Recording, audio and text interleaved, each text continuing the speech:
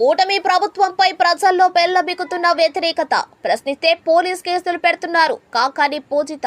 రాష్ట్రంలో అధికారంలో ఉన్న టీడీపీ కూటమి ప్రభుత్వంపై సంవత్సర కాలంలోనే ప్రజల్లో తీవ్ర వ్యతిరేకత పెళ్లబిక్కుతుందని మాజీ మంత్రి కాకాని గోవర్ధన్ రెడ్డి కుమార్తె కాకాని పూజిత తీవ్రంగా విమర్శించారు. మనుబోలు స్థానిక పద్మావతి కళ్యాణ మండపంలో మండల వైకాపా కన్వీనర్ బొమ్మిరెడ్డి హరిగోపాల్ రెడ్డి ఆధ్వర్యంలో నిర్వహించిన చంద్రబాబు మేనిఫెస్టో రీకాల్ కార్యక్రమంలో ఆమె ముఖ్య అతిథిగా పాల్గొన్నారు. ఈ సందర్భంగా ఏర్పాటు చేసిన సమావేశంలో ఆమె మాట్లాడుతూ చంద్రబాబు నాయుడు ఎన్నికలకు ముందు మేనిఫెస్టో తయారు చేసి ప్రతి ఇంటికి తాము అధికారంలోకి వస్తే 5 సంవత్సరాల పాటు ఎంత మొత్తం సంక్షేమ పథకాల కింద అందిస్తాము వివరాలను చూపుతూ ప్రతి ఇంటికి బాండ్ రూపంలో ఇవ్వడం జరిగిందని గుర్తు చేశారు. అధికారంలోకి వచ్చిన చంద్రబాబు కూటమి ప్రభుత్వం ఎన్నికల హామీలను దొంగలో తొక్కి ప్రజలు తీవ్రంగా మోసం చేసిందని ఘాటుగా విమర్శించారు. మాజీ మంత్రి కాకాని గోవర్ధన్ రెడ్డి రాష్ట్రంలో అధికారంలో ఉన్న ప్రభుత్వంపై విమర్శలు చేస్తే అక్రమ కేసులు బనాయించి జైల్లో పెట్టిందని, రాష్ట్రంలో జరుగుతున్న బానిస రాజకీయం రాబోవు 2029 ఎన్నికల్లో ప్రజలు తగిన బుద్ధి చెప్పి వైసీపీ అధికారంలోకి రావటం ఖాయమన్నారు. ఈ కార్యక్రమంలో మండల వైసీపీ నాయకులు మణిమాల సాయి మోహన్ రెడ్డి, గడివేటి చంద్రశేఖర్ రెడ్డి, ముంగర రవీందర్ రెడ్డి, బొమ్మిరెడ్డి మధుసూదన్ రెడ్డి, భాస్కర్ గౌడ్, కసిరెడ్డి ధనుంజయ రెడ్డి, ఆదినారాయణ, ఎంపీటీసీ రాజేశ్వరమ్మ, ఎంపీపీ గుండాల వజ్రమ్మ, గుంజి రమేష్, గిరి తదితరులు పాల్గొన్నారు. మనుబోలు మండలంలో రీకాలింగ్ చంద్రబాబు నాయుడు మేనిఫెస్టో ఎలా చంద్రబాబు నాయుడు గారు వాళ్ళ ప్రభుత్వం జనాల్ని మోసం చేశారనే దాని గురించి ప్రోగ్రాం చేసుకున్నాము. అయితే జనాల్లో వ్యతిరేకత స్పష్టంగా కనపడిపోతుంది. సంవత్సర కాలంలో ప్రభుత్వం వైఫల్యం చెందింది, ఏ రకమైనటువంటి హామీలు పూర్తి చేయలేదు.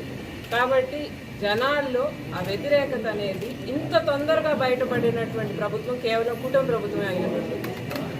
మోసపు హామీలు ఇచ్చారు, అబద్ధాలు చెప్పారు, మమ్మల్ని మభ్యపెట్టారన్న కష్టం ఒక పక్క అయితే, దాన్ని ప్రశ్నించే ప్రతి ఒక్కర్ల మీద కేసులు పెడుతున్నారు. పాపం గొమ్ముకుంటే కూడా వైఎస్ఆర్సీపీ కార్యకర్తలు అంటే వాళ్ళ మీద కేసులు పెడుతున్నారు. వాళ్ళ కుటుంబ సభ్యులు అనేటువంటి వాళ్ళు ఉంటారు కదా, వాళ్ళకి బాధే కదా. ఇటువంటి రాజకీయం అనేది మనం ఎప్పుడూ చూడలేం. బహుశా బ్రిటిష్ వాళ్ళు మనల్ని ఇలా పరిపాలించుంటారు.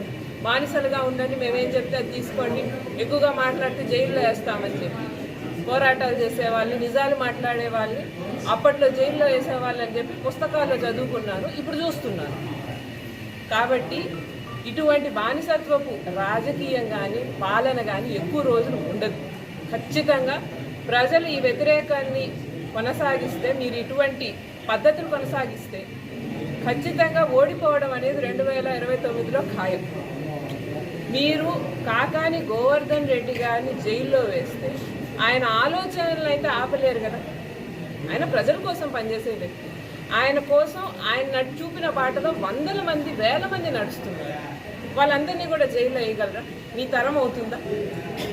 కాబట్టి మీరు మా ప్రభుత్వం ఏమంటుంది, కాకాని గోవర్ధన్ రెడ్డి అక్రమాలు చేశారు అందుకని అరెస్ట్ చేశాము అంటున్నారు. అక్రమ కేసు కాదు, ఆయనే అక్రమాలు చేశారని మీరు అంటున్నారు. మేము రెడీ ఉన్నాం, మేము సిబిఐ ఎంక్వైరీ చేయమన్నాం, మీరు వేయలేదు. సరే, ఇప్పటికైనా కానీ కాకాని గోవర్ధన్ రెడ్డి గారి మీద కన్ఫెషన్ స్టేట్మెంట్స్ కాకుండా ఒక్క ఆధారం చూపించండి. ఇది ఆధారం, ఈ ఆధారాన్ని బేస్ చేసుకొని మేము అరెస్ట్ చేసాం కాకాని గోవర్ధన్ రెడ్డి, అది లేదు. బెయిల్ రాకుండా కేవలం కన్ఫెషన్ స్టేట్మెంట్స్. రేపు పొద్దున్నే ఈ కేసులు నిలబడవు. ఒక్క కేసులో కూడా ఆయన్ని తప్పుగా మీరు ప్రూవ్ చేయలేరు, ఎందుకంటే ఆయన తప్పు చేయలేరు. అప్పుడు ఈరోజు ఆయన్ని ఈ రకంగా చిత్రవద చేస్తున్న పోలీసులు కానీ, వ్యవస్థ కానీ ఎవరైనా నైతిక బాధ్యత తీసుకొని మీ ఉద్యోగాలకు రాజీనామా చేయగలరా? ఆ ధైర్యమైనా ఉందా? లేదు. కాబట్టి ఇటువంటి పాలన ప్రజలు హర్షించరు.